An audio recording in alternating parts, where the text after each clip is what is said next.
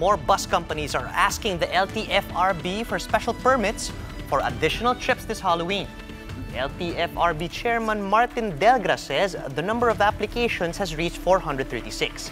A chunk of these applications are for extra trips bound for Bicol and Northern Luzon. The agency is now making rounds on bus terminals to check on the situation ahead of the expected exodus.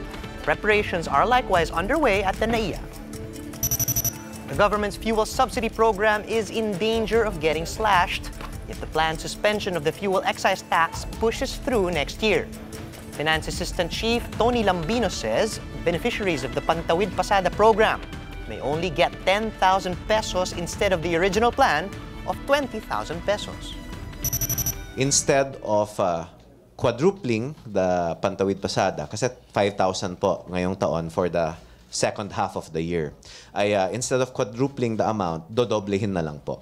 Ay para i-offset yung excise. No? It's for the excise. It's not for the increase in our international oil imports. 8 Philippine schools made it to the list of the top 500 universities in Asia, but only one university broke through the top 100.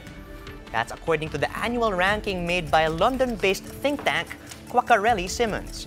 The University of the Philippines led the pack, coming in at number 72. That was an improvement from last year's 75. Ateneo dropped 20 places to 115th, while De La Salle plunged 21 places to 155th, as UST skidded 17 places to 162nd. Cebu's University of San Carlos remained at the 301st to 350th spot.